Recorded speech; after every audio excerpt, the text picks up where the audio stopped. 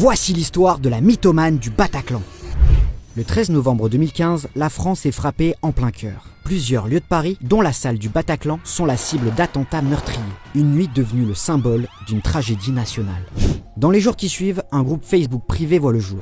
Baptisé Life for Paris, il devient un refuge pour les rescapés qui y témoignent, recherchent un soutien psychologique ou lancent des appels à la recherche de personnes disparues. Très vite, plusieurs centaines de personnes y adhèrent. Parmi elles, une certaine Flo Kitty attire rapidement l'attention. Elle laisse plusieurs commentaires de soutien et se présente comme une victime indirecte de l'attentat.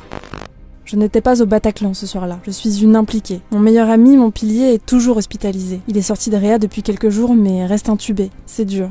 Très dur.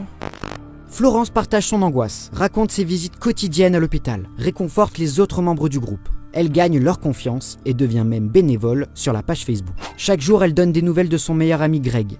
Petit à petit, d'autres membres du groupe lui proposent de se rendre à l'hôpital pour soutenir l'homme qui doit subir une greffe. Elle affirme qu'il en aurait besoin et qu'il serait partant pour les recevoir. Mais à chaque fois, à la dernière minute, Greg décommande car il se sent mal, prétextant qu'il a besoin de repos, ce que tous les membres du groupe comprennent.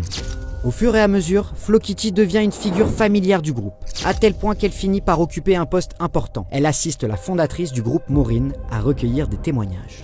Au fil des mois, la politique d'adhésion au groupe se durcit, par peur que des journalistes infiltrent la page, ou que des terroristes accèdent à des informations. Les administrateurs demandent désormais une preuve avant d'autoriser l'adhésion, une copie du ticket de concert du Bataclan. Et c'est Florence elle-même qui est chargée de vérifier la véracité des témoignages. Mais quelque chose cloche. 3 mois passent après la création de la page, et les membres commencent à s'interroger. Comment se fait-il que personne ne l'ait jamais vu lors des réunions organisées? Mais le 10 janvier 2016, tout bascule. Flo Kitty fait son apparition à l'occasion de la cérémonie de commémoration. Elle est bouleversante. Elle parle de sa culpabilité de ne pas avoir été au concert avec son amie. La jeune femme atteinte d'une maladie hormonale fait bonne impression auprès du groupe, qu'elle considère comme un soutien essentiel. Et si Flo Kitty lève tout soupçon sur elle, en réalité, tout ça n'est qu'une supercherie. Greg n'a jamais existé. Florence a créé de toutes pièces ce personnage, allant jusqu'à fabriquer des fausses conversations sur Facebook pour rendre son histoire crédible.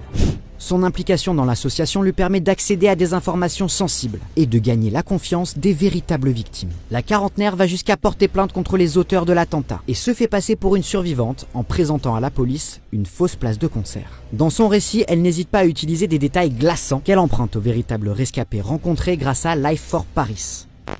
Grâce à son imposture, Flo Kitty perçoit 25 000 € d'indemnisation, provenant notamment du Fonds de garantie des victimes des actes de terrorisme et de l'assurance maladie. Mais elle ne s'arrête pas là. Elle accède à un poste au sein du conseil d'administration de l'association. Et en octobre 2016, elle est auditionnée avec 2 autres membres de l'association à l'Assemblée nationale pour défendre un projet de loi visant à améliorer les procédures d'indemnisation des familles de victimes et des rescapés.